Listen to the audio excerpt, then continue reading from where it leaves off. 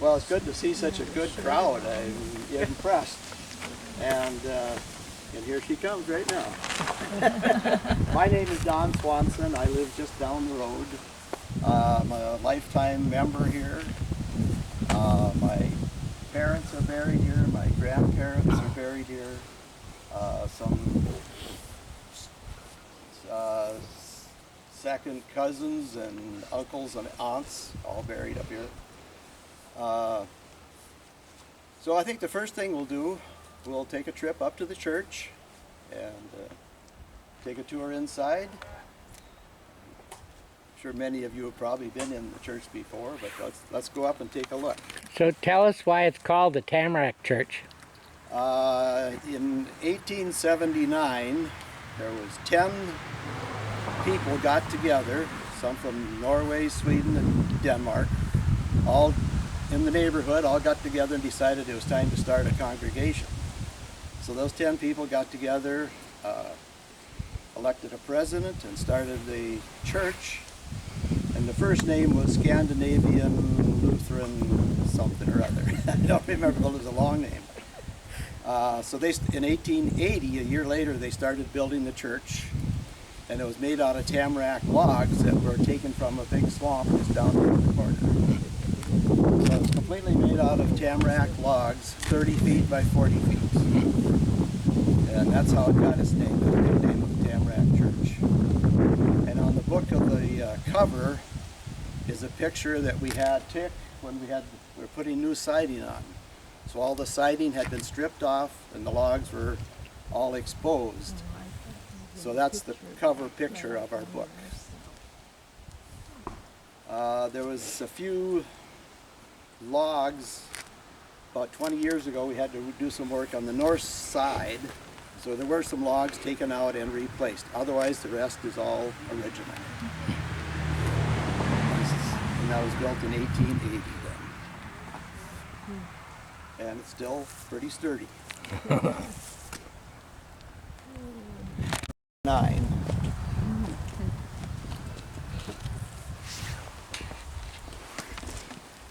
And the stone here has a list of all the previous pastors we've had.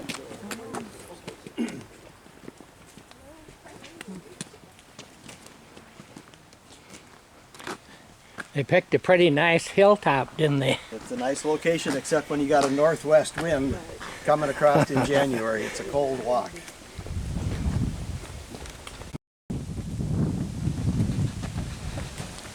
I'm good.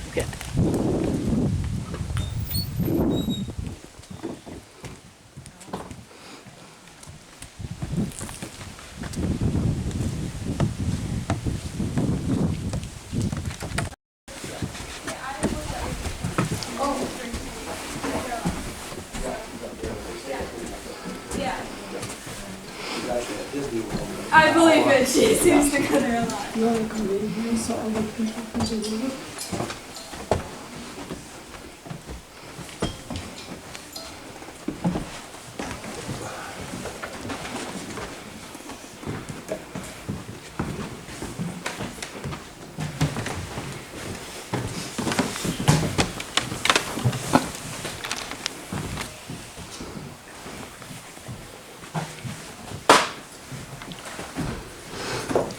Come on in.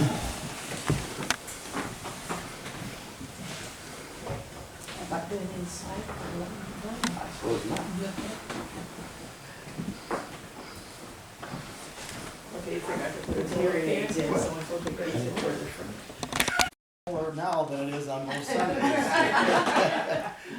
We're a struggling congregation, but we do continue on. I don't know exactly what to tell you.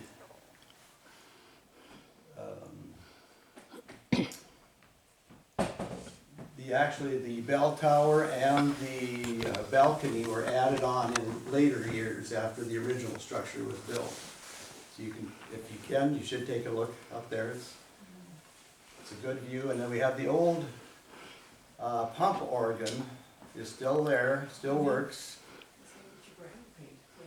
Yeah, and that was actually used for our centennial celebration. Is it up there? It's up there, still up there. And that's where it was located, or?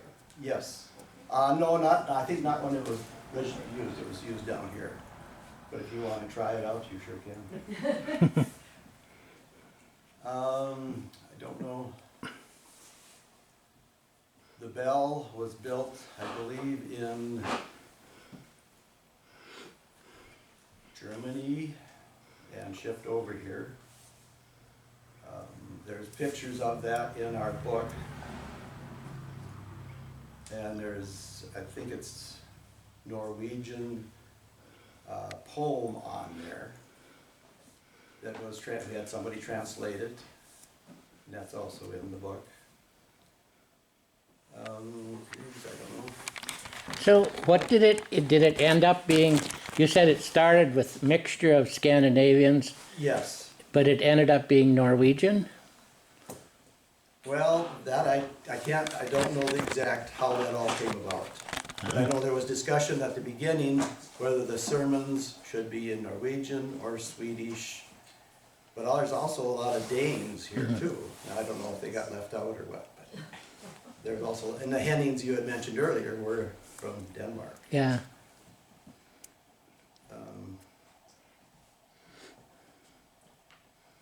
Here comes my cohort.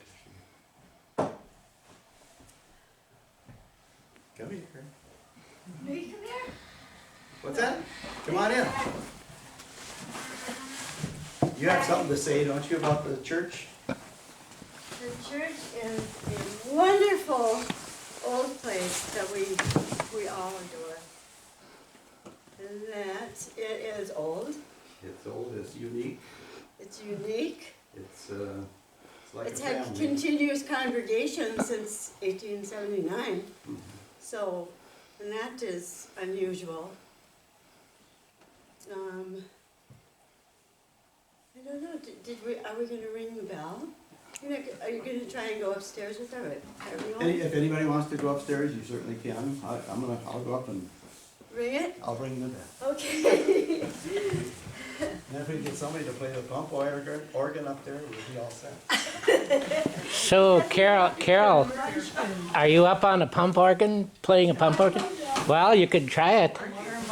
Oh, yeah? Well, not only is it's one of those things where you'll be leaning, because the whole front or the upstairs goes like that.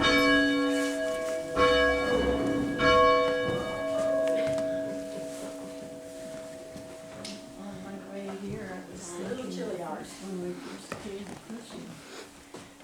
We hadn't seen the hurricane or anything, but then we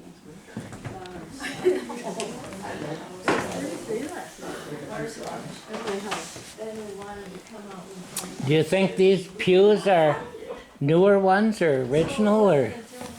Well, I'm guessing they're original.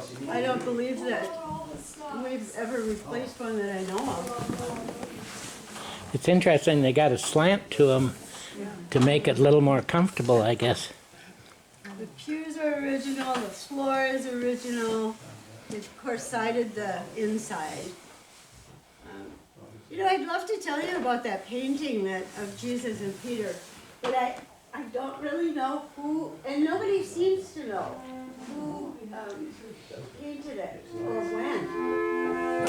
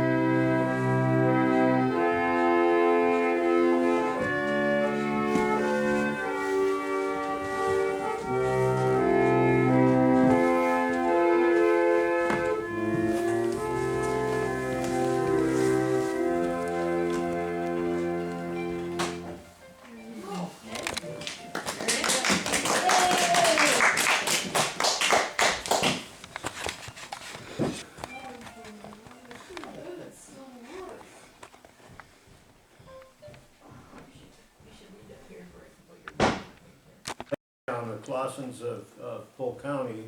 But this one is kind of a family history and Your grandma's side. on my grandma's side. And it said Ella, born May 28th, 1891, graduated from Normal Training School in Redwood Falls, and in 1912 from Northwestern Conservatory of Music, later McPhail. She was a church organist for 20 years, serving congregations in Rockdale, which is out by Bellevue, Minnesota, and Cushing, Wisconsin. And she taught piano for 30 years. On June 22nd, 1915, she married Einar Clausen.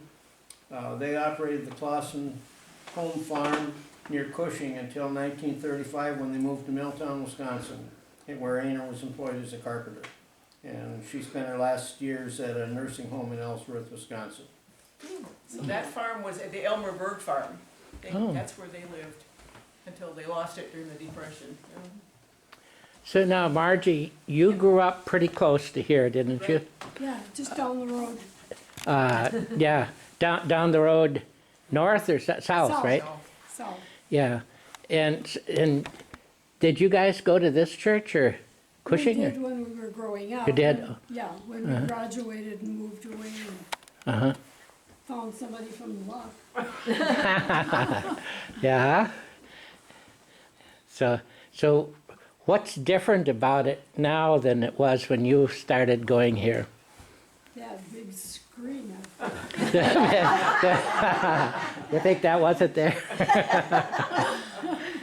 See, somewhere along the line, they put in that paneling along the sides. I think that was about in style in, what, the 1970s, maybe? That's probably when it was put in. Yeah. Probably just before that, because I think it was always here when we came. Oh, it was, I okay. think so. But the parsonage in Cushing was all paneled too, so, and that was done Yeah. before we arrived. And the basement at the Cushing Church, too. That's all paneled with this. Okay. Yeah. not all the way up like this, like a wainscot. Some of it is, yeah. Yeah, that's, I had a question about the tamarack logs. Were they round or were they squared off? They were squared off. you need to buy that book that they've got for sale. It shows a picture of them. They were squared off in Dufferin. Yeah, they were good sized logs, and then hewed down to probably 8 inches thick, I would guess, something like that. In the book, the book that they're putting out, the scrapbook that they started with, has a lot of the history of the place, and it says in there who it was that donated or sold the land to them, and quite a bit of details, and so it's quite interesting on the. I mean, this 1879. So now, how many years ago is that? Some of you math people. 147, just about. 147. Yeah.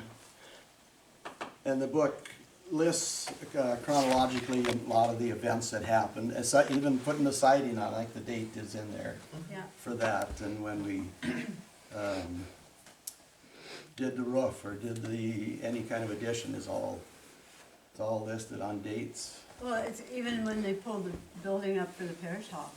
Yeah, the parish hall was originally East Laketown School out on N, and that was moved here back in the early 50s. There was a vote to decide whether they should build an extra building or add on to this for a meeting room or move in this other one. Well, they put a bid in on the old school and got the bid, and that became our parish hall. Well, that's because everybody got tired of using the outhouses. And the outhouses were here until what, 1980 or something? Yes. But it got pretty tiresome to use them. Sounds like saying that we finally put a well in. Yep. So did you have here a shed for the horses too at one time? The other Still shed there. there. Oh, that's is for the horse horses? shed, yes. Yeah. Interesting, yeah. Are there baptism and confirmation records or pictures in your your new book? Yes, there are many pictures in there. Well, many papers too, many things about services and, newsletters and articles about Laketown and how the Lutheran church was changing. There's a lot of stuff in there. At the end of the tour, you'll get a chance to, you can look through it, and if you want to purchase one, you sure can. I only have 3 of them left. They're also, they are for sale on Amazon. You can buy them there. But if you want one and if they run out, it takes about 2 weeks from, we ordered 10 to start with. And then if there's a really big groundswell, we'll order another 10, right? Yeah.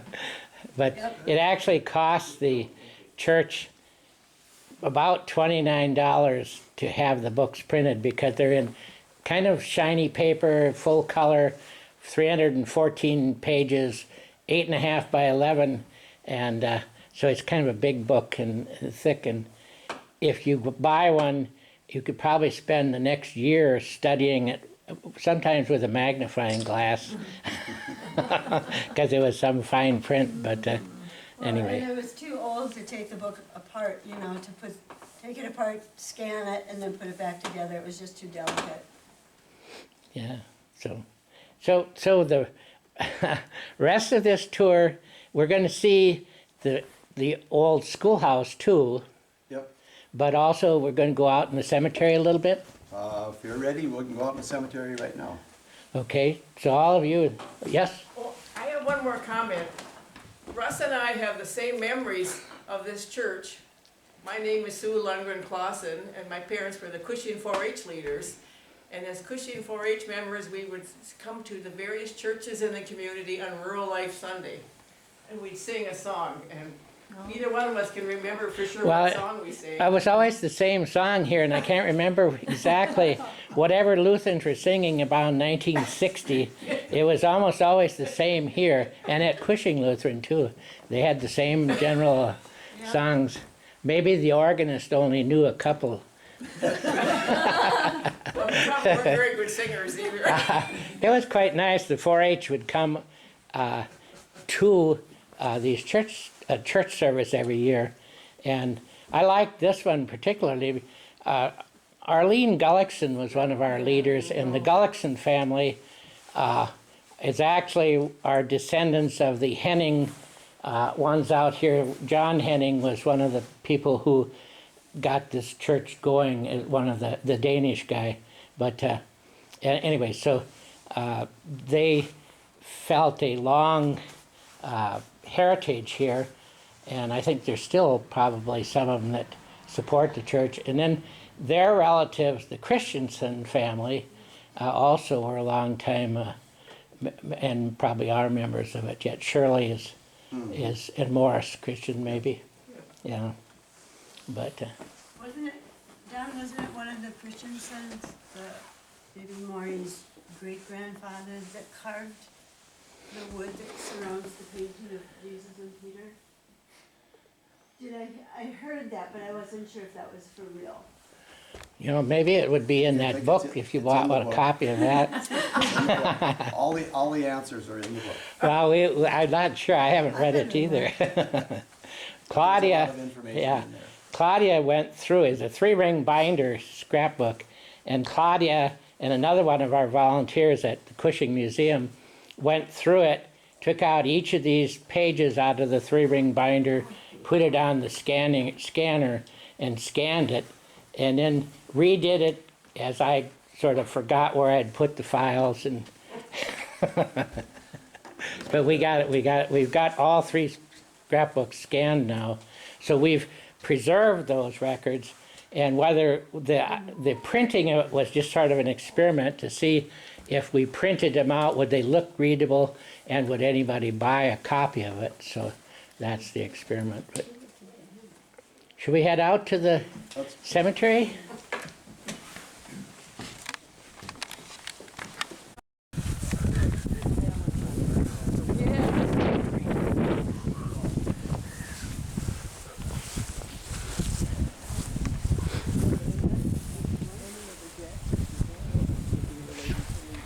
On mom's side, they are. Yeah. Maybe. start over here.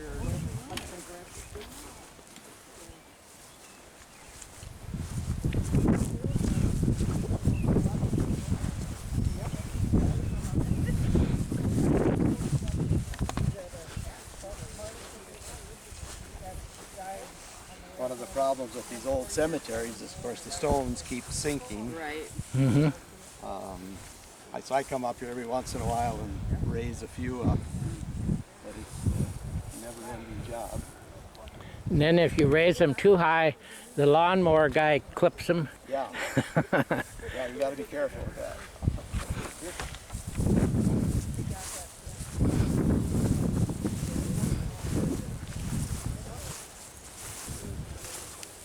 This stone here is the Henning stone that you had been mentioning quite a bit here.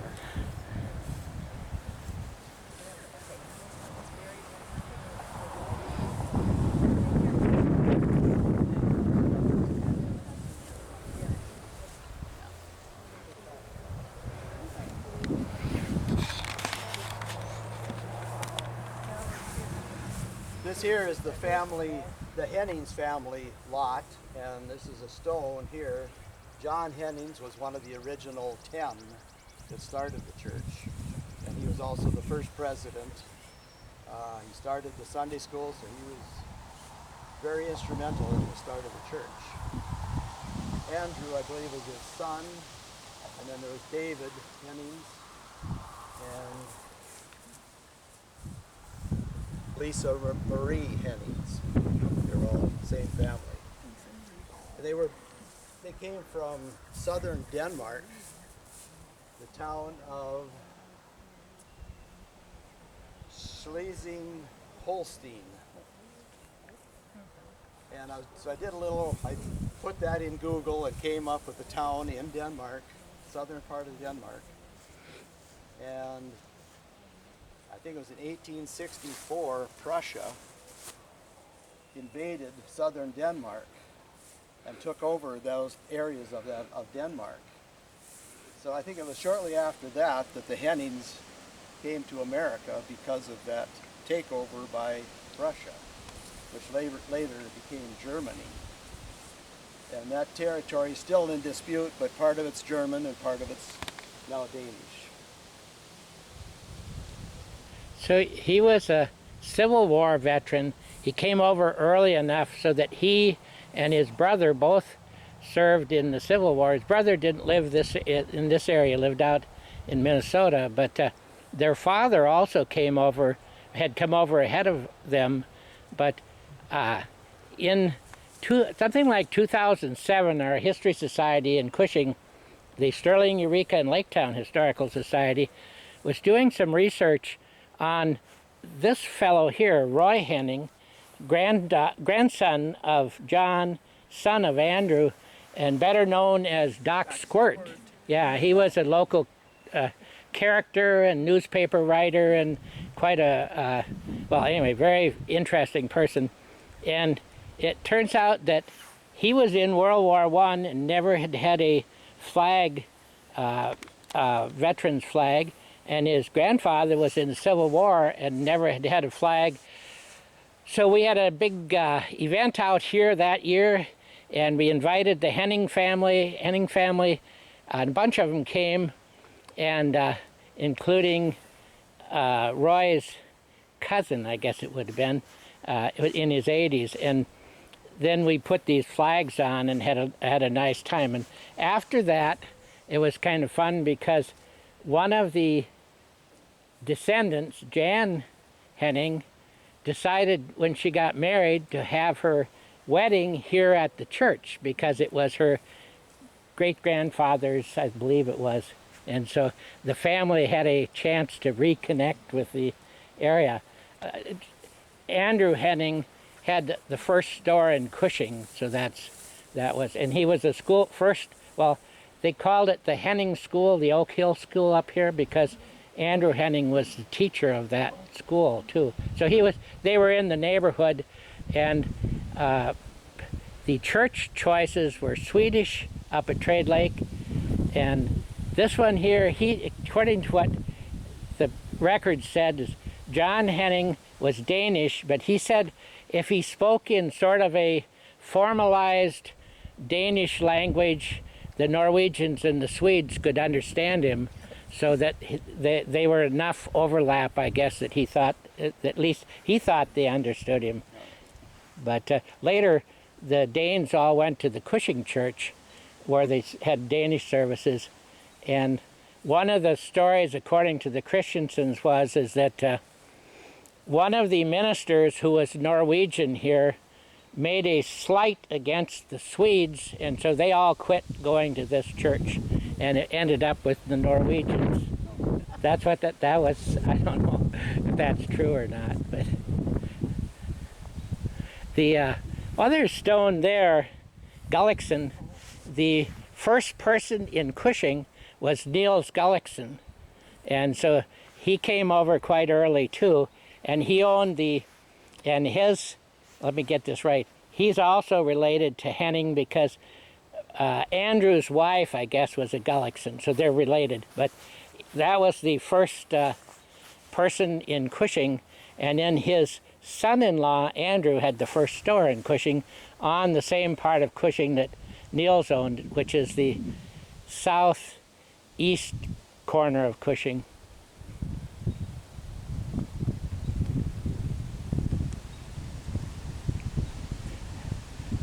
Russ, I'm going to tell you a funny story about the Swedish and our churches. My dad was born in 1923 in Luck, but they had the farm on the Brenhall Road over there.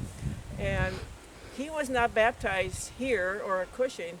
My grandparents took them to Center City, to the Swedish Lutheran Church in Center City, Minnesota, probably because they wanted it done in the Swedish Lutheran Church.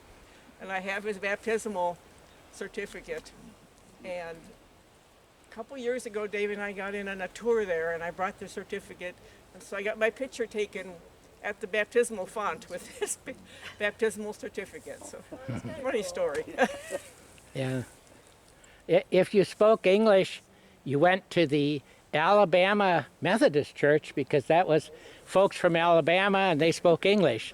If you spoke Swedish, Trade Lake or Trade River, in Danish, you went over to Cushing, and That's where all my dad's family to Cushing. to the Alabama. Oh, to Alabama. And Doc Squirt was delivering mail when my dad was in grade school, and he chewed snooze, and he had a motorcycle and all. Yes. Yes. My grandpa was in the motorcycle club here. I've got pictures Oh. here. And the kids would run out when he'd come to deliver mail because he'd throw his empty snooze can. Oh, the water. See, he delivered mail from the Cushing route first by horse and buggy, and then by motorcycle. And he's the person who named the road just north of Bass Lake that goes to the east, Purgatory. It was so full of hills that he decided that getting his either horse and buggy or motorcycle was just like going through Purgatory. So that we still call it that road too. Yeah, absolutely.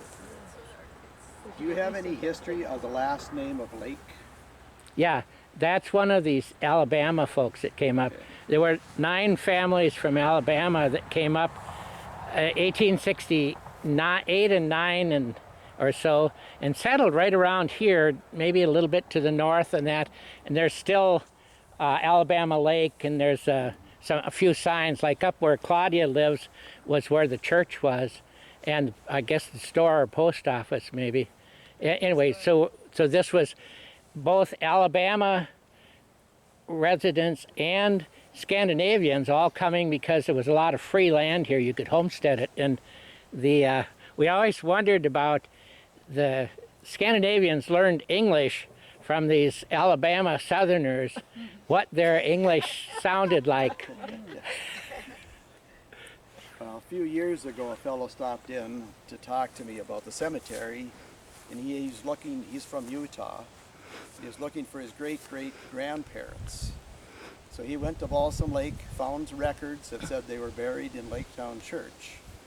So he stopped up here, and I had no records, but in the back room of the church there was an old map of of the cemetery, and in the far corner, which is right down there, was the word lake on that plot. And that's the only records we have that they exist. We went down there and poked around a long time looking for stones, headstones, and we couldn't find anything. But the death certificates, they happen to be from Georgia. Yeah, the area in Alabama that the folks settled had been folks from further east, Georgia, and that had come into Alabama and then came up here. So some were born, that's where they came from, was right on the border of Georgia and Alabama. There's still a lot of folks in this area that are related to the Murphys and the Enlows and the Lakes and the Bells and whatever that lived here. Margie grew up in the Bell family home. He was a local doctor, and anyway, that was where she grew up, which is just this way. Yep. Yeah, just like a little ways up. Yeah. Well, we can move around a little.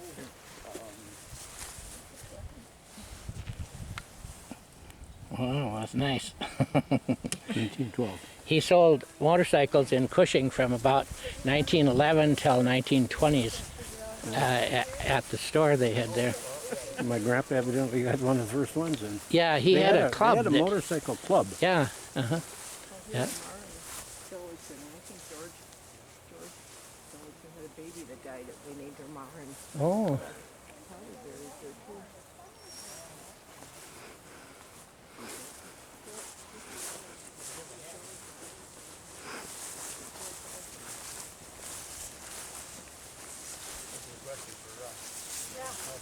Got a question for you.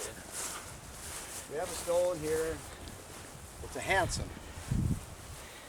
Carl Hanson.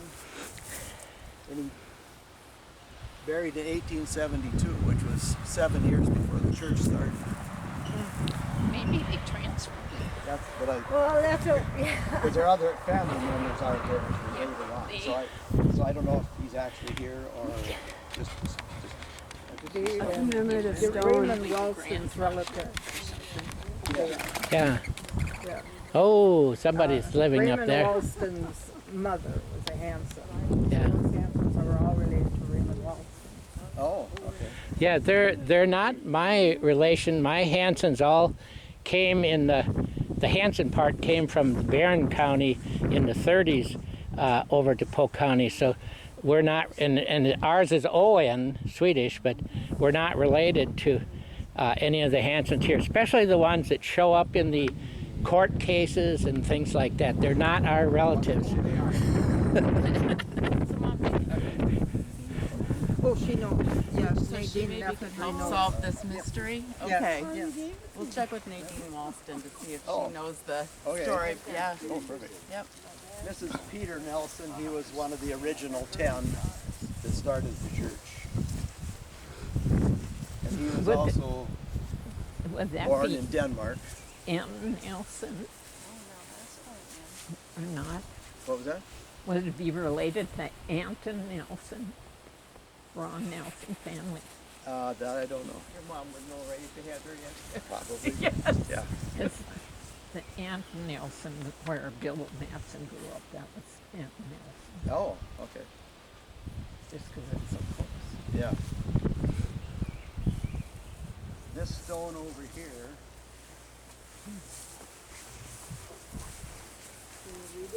Oh, it is related.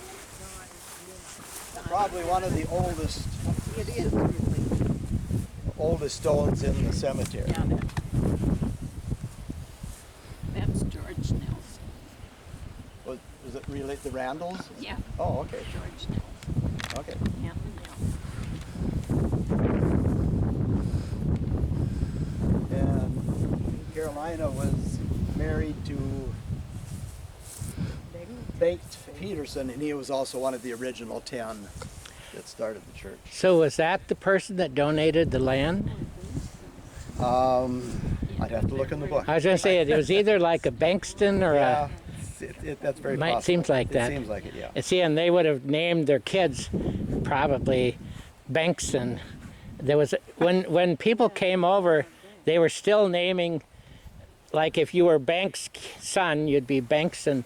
And so when some of the families came over, their sons were already named, like if he was Peterson, his son might already be named Bankston. And so it messes it up when you're trying to do family It's confusing, history. isn't it? Yeah.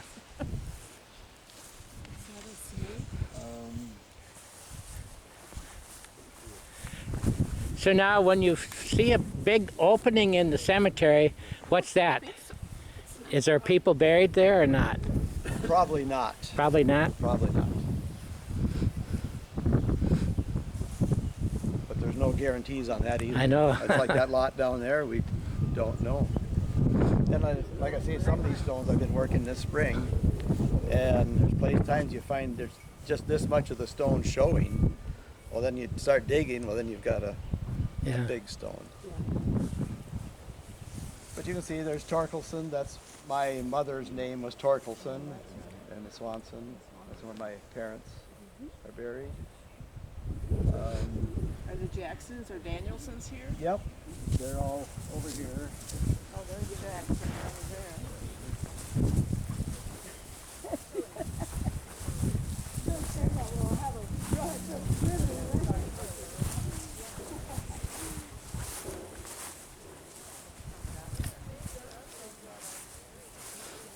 Jackson's over there. The Wesley Jackson was my mom's husband.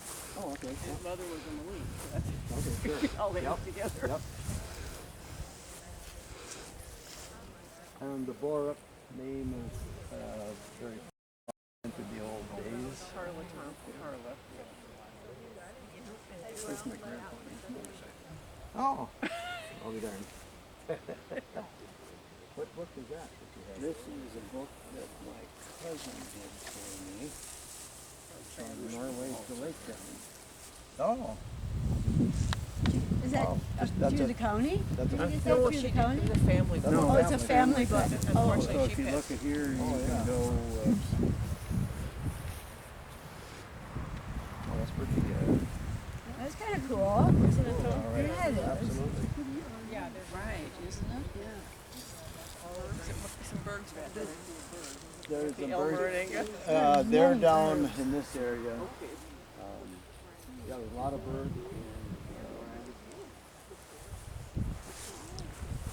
And the Ruth and Ellsworth must be over here. Danielson. yep, yep, and Carla. So now it's time to, as your cemetery, put your cemetery hat on and tell us what it takes to buy a grave here if we wanted to. Okay, if you're a church member, it's $100 for a grave site. Non-members, it's $200. And how much does it cost to become a church member? Well, that's what so you're going to save $100 if you become a member. I guess I could plug that. Pretty reasonable. Yes.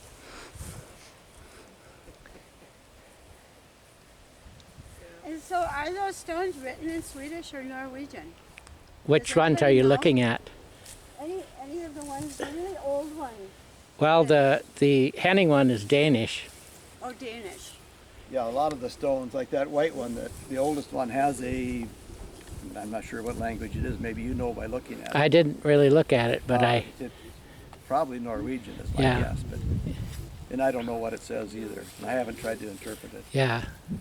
Maybe it's Yeah, because a lot of the old ones do have something, A whatever, verse, yeah. sentence or two. Or, Yep. Bible verse or, So originally this was a church cemetery, right? yeah, and it still is. It isn't separated out or not? No. No, it's still part of the church. Okay. Yep.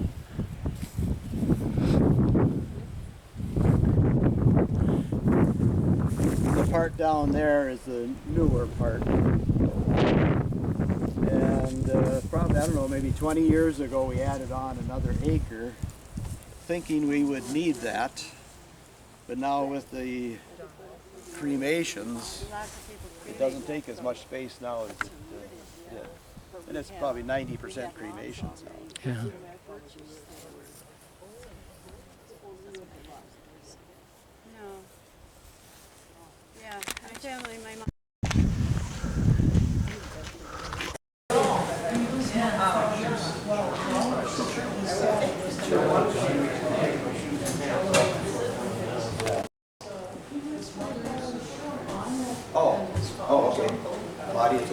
Oh, okay. So that's what, that was long? She was, she had to go. Or was that citing Yeah. really long? Yeah, I'll start with this. Yeah, because I agree. So, you want to put the thing up so I get a look sometime? Yep. No worries. Attendance. Oh. Big weekly attendance in church. Well, that's Does anybody have change? you have to have church. I'll wait for her to come up. She can either make out a check or either need. Oh.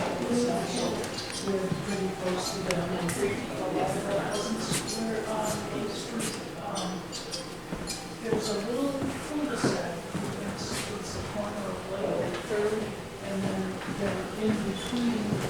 Our part of the concern is that the Edward Moss with this church, you know, like the Methodist. Because of the yeah. This is the building that was, it was East Laketown School, located out on N. And the church put a bid on it, because if the school had closed, so the church put a bid on it to buy the building and use it for our meeting hall and parish hall. And they got the bid, so it was moved over here in the early 50s, I believe. And it's been in a lot of use over the years. Originally, the kitchen was in the basement on the far end. And then eventually it was moved up here, added on bathrooms. And not that long ago, bathrooms probably in the 80s, I would guess, the 90s. Do you remember? I The just dates in your remember book. I got running water. Finally had running water and a well. No, I just. So we still use it for pancake suppers, fall bazaar. We started bingo last fall, I think it was. So we have bingo 2 or 3 times a year. Currently, we don't have a Sunday school anymore. Ours is a aged congregation. As many are. As many are. But we did have 3 high school graduates this year. And we still have a church picnic. I think around the 3rd Sunday in June, we will have outside service and a picnic. And we'll have special music. And then during the summer, June, July, and August, we have all our services are outside. I don't know if you noticed the little area over here. It is very nice. It's in the shade. Every Sunday we're out there. What time does it start? Service is at 10. So it's a very informal service, but very nice out there. Has this church always been coupled with the Cushing one? Or that you know? It's got there's a history on that too here. I think North Valley. well, first it was North Valley, but even before that was with like Clam Lake or I don't know where it goes. Yeah, North Valley yeah. is a Norwegian-based one, Yep. whereas Cushing was Danish. We were with North Valley for many years, and then Cushing. Yes, when I was in confirmation at Cushing, the Laketown kids came. Oh. Yeah. Yeah. Now, when this church first started, I don't know, were the churches more independent or did they kind of meet up and decide to do it together? A lot of them, when they started, each pastor had 2 or 3 churches. It was very common. From the beginning? Yeah. But they pretty much were independent churches. Oh, yeah, yeah. And the pastors maybe would preach at this church one Sunday and this church the next Sunday and Yeah. that church. Yeah. They didn't They go. traveled. Oh, They yeah. traveled. They couldn't go too far back by horse. Yeah. In the Cushing Lutheran Church, and a copy of it up at the museum in Cushing. By the way, the museum in Cushing is open always 10 to 2 every Monday, except the holidays, so if you want to stop out. But we have a copy of the 1911 and 12 Methodist minister. There was a Methodist church in Cushing The building is still there on top of the hill. And then there was a Methodist church at Wolf Creek and at Eureka. And the minister in 1911 and 12 was actually from England, and he kept a diary of his services. And so he would go preach into 3 different churches and end up at maybe Wolf Creek and have dinner with some of the folks there. But that was really quite common to have a shared ministry. And this is really a pretty interesting book because it tells about they never got enough money to pay the minister. And this guy had come from England as a missionary type minister to this area because it was underserved. And so how he ended up getting enough money to pay for their subsistence, and that is about once a month they, in the Cushing, what later was the grocery store, upstairs was a big hall, and they would have a musical event put on, and the minister and his wife sang, and there were other people in that, and they charged admission and that, and then he could get enough money to live another month. So it wasn't real prosperous in those days either. Then they get butter and cream and Right. cheese and meat and chickens and eggs. Yeah, from the people in the congregation, a lot of their food came from that. Yeah. A little bit of interesting history for us that we really appreciated when Chuck was pastor. They had what they called pastor's box at Christmas, and often there would be like butter or different foods in there, but we thought it was such a neat tradition and very, you know, pretty special. That's nice. Especially in the 30s when people had nothing. Right, They just had the food to share yeah, and their well-being to help make wood and help each other. yeah. The Methodist Church in Cushing closed about 1930, and that was because, well, first of all, the Depression was on and there weren't so many people, but that's when the Cushing Lutheran Church decided to not do Danish sermons anymore. They did one Danish sermon a month, and the rest of the time it was in English, and so then all the people that didn't know Danish could come to one church, and that the Methodist Church then, which was really meant for people that had only English, closed down. And one of the ministers, the first one that was hired to do that at Cushing, and I'm not sure if he was up here too, but through the 30s, his name was Iverson, the minister, and his son, Phil, just died about 2 years ago in his 90s, but he lived out, well, he was the head of Glacier Park out, and then when I was doing a book on the history of Cushing, he sent me some information about what it was like growing up in Cushing in the 30s, and he was the one that said, my dad was hired to do 3 English services and 1 Danish service in I think it was 1931. So that's how long they kept the Danish language going.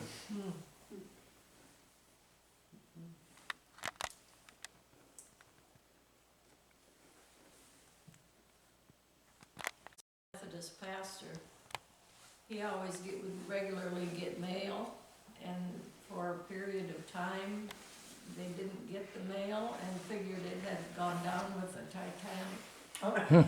Really? Yeah, because he was from England and the mail from home.